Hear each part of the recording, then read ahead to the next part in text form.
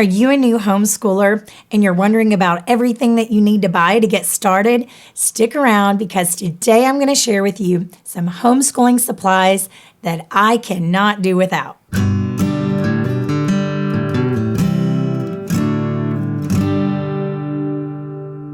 Hi, I'm Rebecca and welcome to the Parent-Teacher Bridge, where you can find the resources and ideas you need to empower you to be your child's most influential teacher. Today, we're going to talk about what homeschool supplies that I cannot do without. I hope they help you as well. And if you stick around until the end of this video, I'm going to share with you a free PDF list of the homeschool supplies that you're going to need to get started, as well as some bonus ones. Go ahead and click the like button below and subscribe if you haven't already so that you will know each time I upload a new video. If you are new to homeschooling, you've probably spent some time recently shopping for a curriculum. And I hope that has not been too overwhelming for you. But what I'm sharing with you today is going to help you with any curriculum that you use.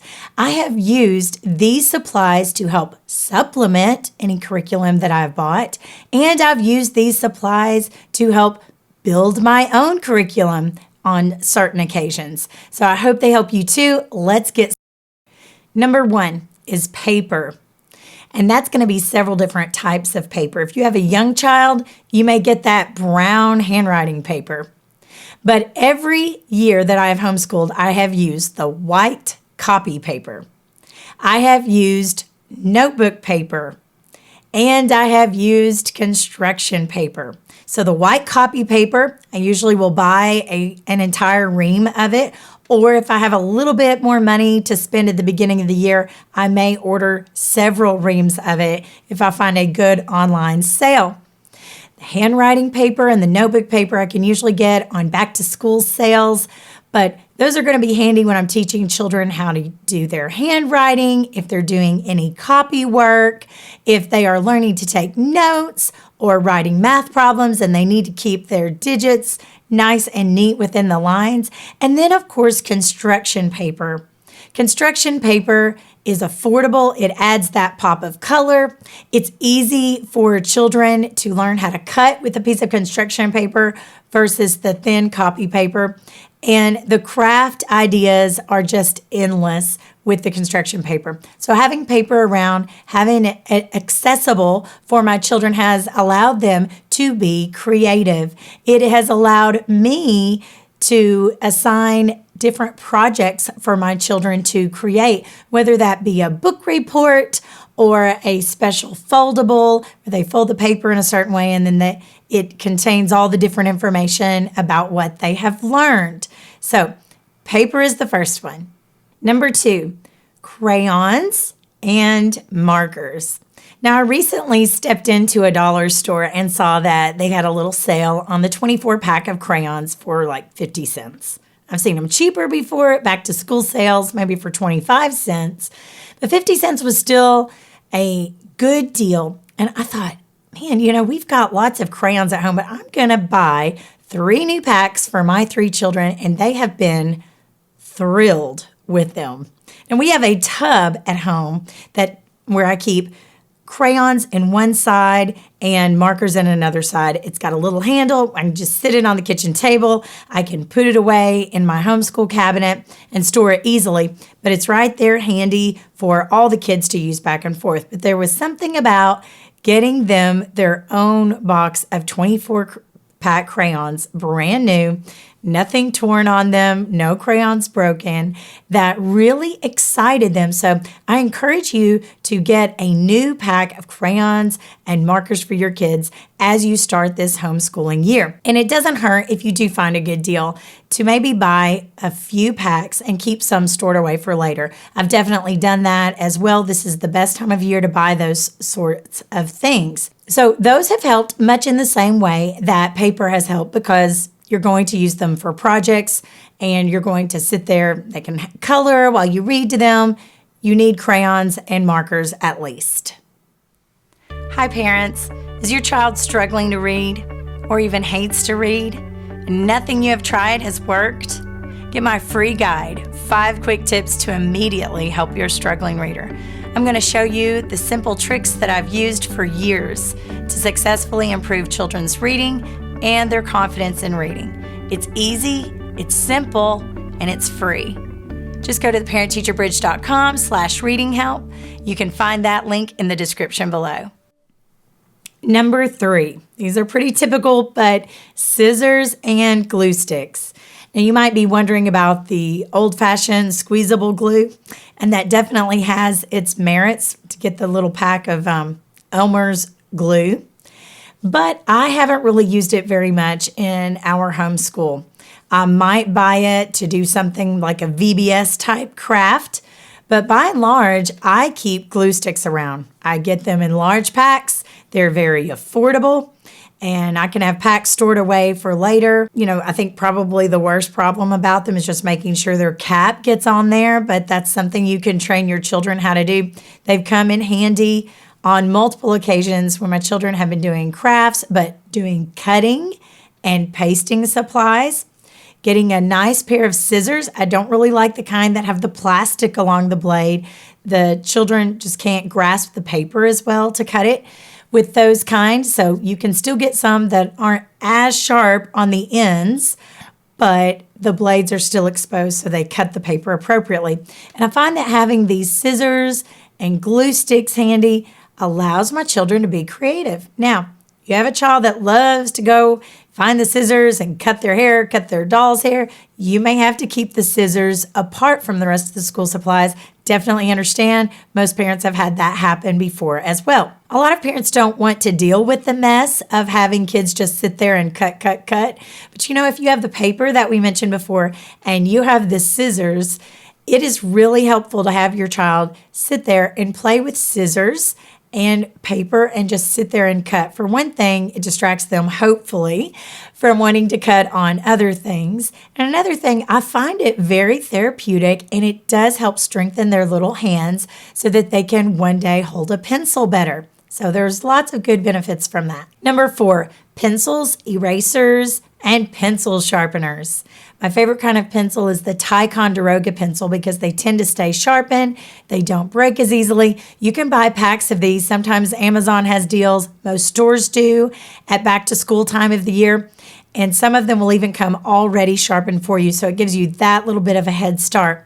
We handle pencil sharpening about once a week, and I'll have a cup of sharpened pencils so that it's easy to trade out when a pencil breaks and it doesn't really slow us down or distract us. I buy extra cap erasers too, so the eraser stays on the pencil. The cute little erasers, they're fun, but my kids always ended up just sitting there picking them apart and tearing them apart. So cap erasers have worked better in our family.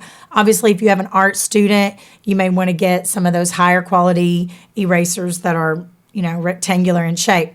As far as pencil sharpener, I always keep an electric pencil sharpener.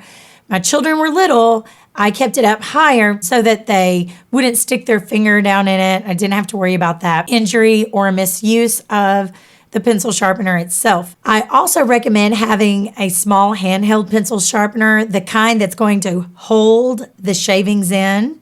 I've seen them on hinges before. Those are very helpful, rather than the kind that you just drop and the shavings go everywhere. I didn't like that mess in the classroom when I was a teacher, and I don't like it at home either. But if you do have one like that, you can just make it a rule that your child has to use it standing over the trash can.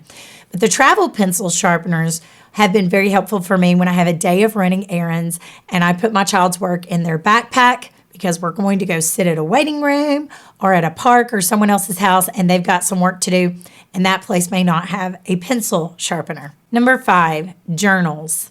Now, I talk a lot about journals in my videos, and I even have a specific video on that. I'll include a link in the description below about how to use a primary journal. But you can find lots of journals for your kids these days online and in the stores, and I believe in having children write every day to express themselves. Now, some homeschool parents believe in the power of copywork, and that's still able to be done with a journal. It encourages neater handwriting, gives the children lines to write on and margins to keep up with. And because journals are bound, they make great keepsakes later.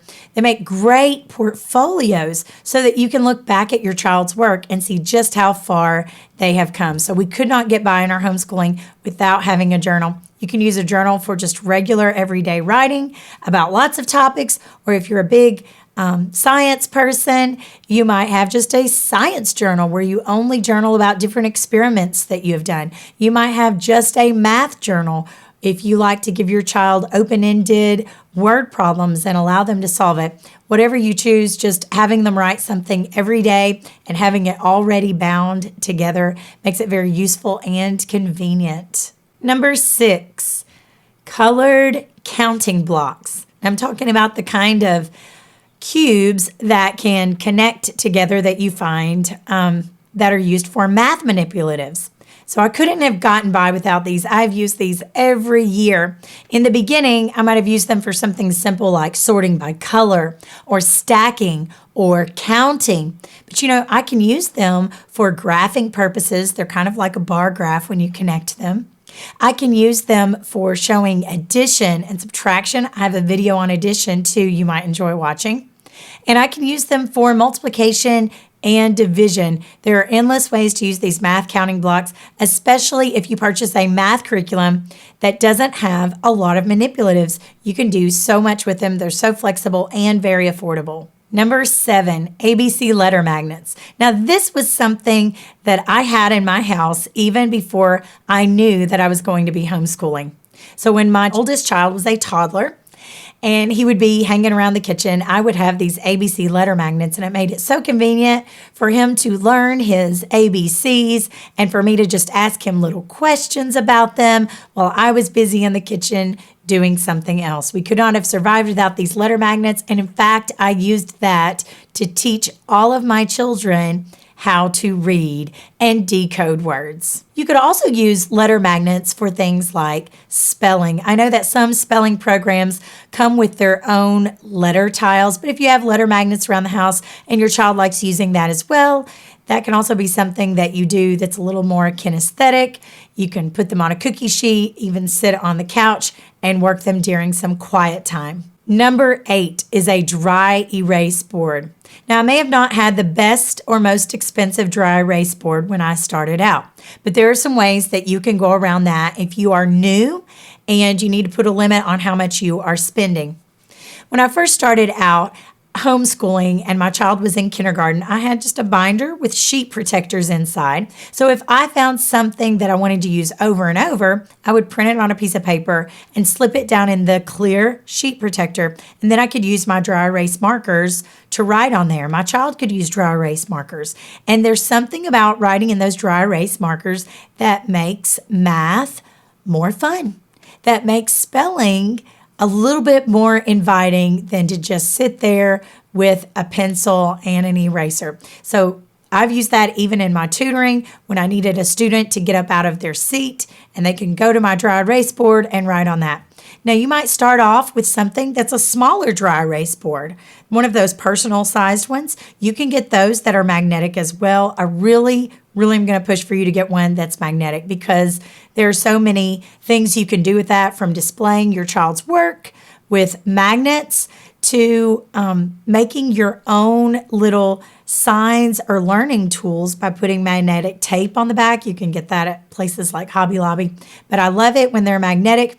So if you're looking to save money there, just get you one of those personal sized ones. If it tears up halfway through the year, it's easy to be replaced. I eventually worked up to one that could be drilled onto my wall though, because that's just how much we use it.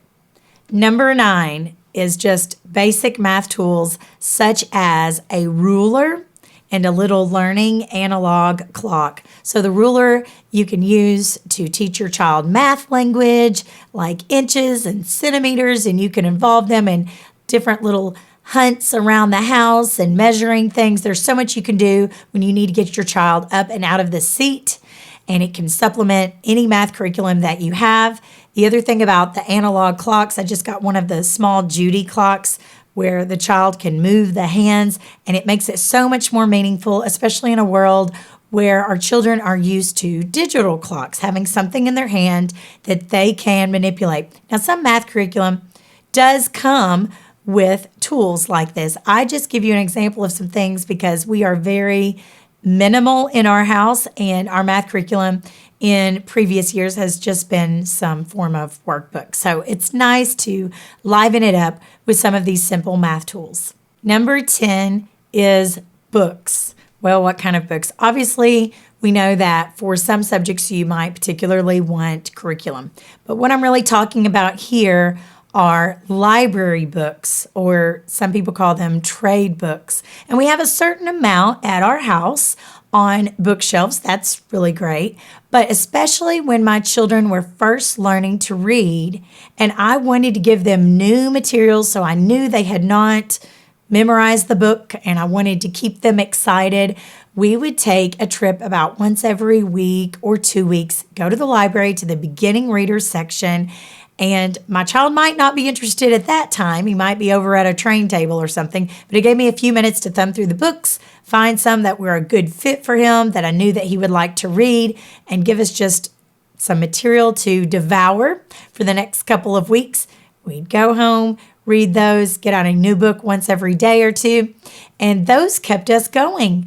Library books also came in handy as my children were getting older and we wanted to do unit studies. So I've really gotten familiar with using our online library and clicking, I need to reserve this or that. I want to do a unit on this science topic or on this history topic. And that's something that you can do with all ages of your children at the same time. We've definitely enjoyed our books. One tip, though, for your books at home is to keep them displayed facing out, or to trade them out every now and then with a basket of sorts. Because when I have all my books neatly put up and you only see the binding, my children don't really interact with them. So if I have a mess of books, let's say I'm reorganizing the bookshelf and I have books laid out everywhere, my children will always go to those books spread out on the floor and want to sit there and look through them so quietly. But when they were put up on the shelf, they didn't pay much attention to them. Number 11, I feel like this goes without saying, but having a computer and a printer, whether or not you do online learning, a computer is still helpful when mom needs to do some research of her own, or maybe you have a child that's learning how to type. Or if I want to supplemental curriculum and get something that I can print out very quickly, or motivate my child by printing out a coloring page that they really like. It's really hurt on those days where I ran out of paper or I ran out of ink. So make sure you're stocked with plenty of those things. A computer and a printer, I believe, are must-haves in today's world of homeschooling. Now, these 11 items are bare minimum for me. And even though I have added to my collection, I'm still quite conservative in what I choose to spend through my homeschooling, because you can buy tons of things. You can buy the most expensive curriculum, but the biggest thing that makes the most difference in how much your child learns is going to be you.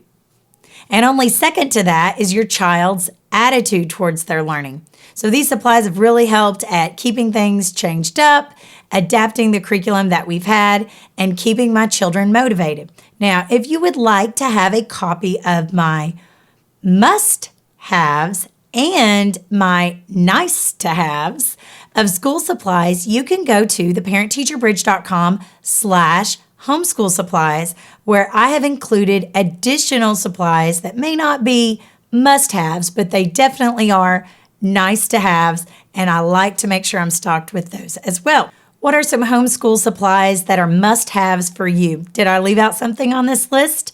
Leave it in the comment below. And if you found this video helpful, please share it with a friend. Don't forget to click like and subscribe. Find the Parent Teacher Bridge on Facebook and Instagram. Remember, parents, you are your child's most influential teacher.